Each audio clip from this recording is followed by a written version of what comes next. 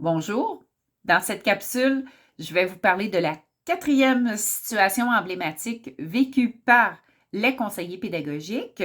Il s'agit de l'innovation.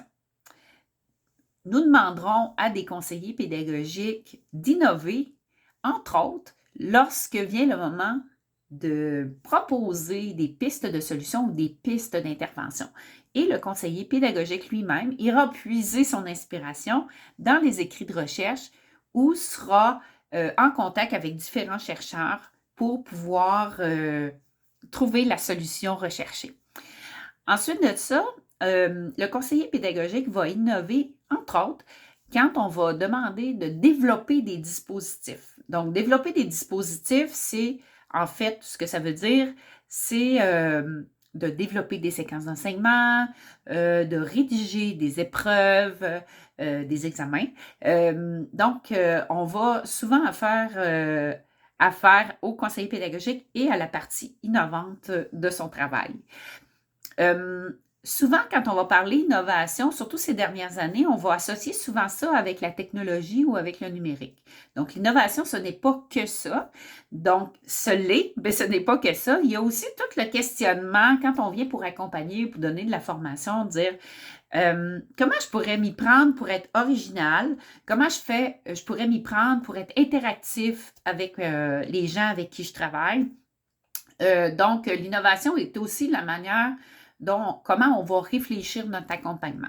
Donc, vous avez vu que l'innovation va se joindre aux autres situations emblématiques.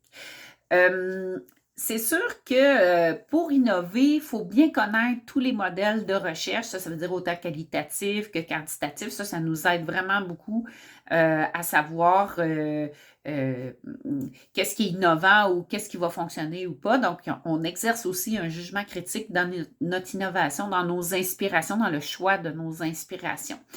Et bien sûr, une ressource dont on a besoin, c'est le fun d'innover, là. Moi, je vais vous dire honnêtement, c'est vraiment ma situation emblématique préférée. Le bout où est-ce que faut documenter aussi cette innovation-là. Donc, ça, c'est un bout qui demande un peu plus de travail. Tu sais, quand on est dans la créativité, on a vraiment beaucoup de plaisir. Mais une fois qu'on a innové, quelles ont été les retombées de cette innovation-là? Donc, est-ce que ça vaut le coup de le faire? Est-ce qu'on peut poursuivre? Exemple, j'ai fait un accompagnement avec la conception universelle des apprentissages, mais il fallait que je documente ensuite de ça au secondaire parce que ça avait été appliqué seulement dans les études supérieures. Donc, il a fallu documenter ça et bien, il y a des articles qui ont suivi par la suite. Donc, ça fait partie du travail d'innovation du CP, de dire, bien, voici ce qui a fonctionné, puis voici ce qui n'a pas fonctionné aussi dans ce qu'on tente de mettre de l'avant parce qu'on veut sortir de la boîte, puis bien, favoriser les apprentissages des élèves.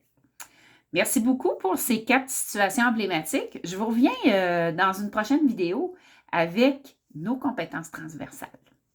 Bye bye!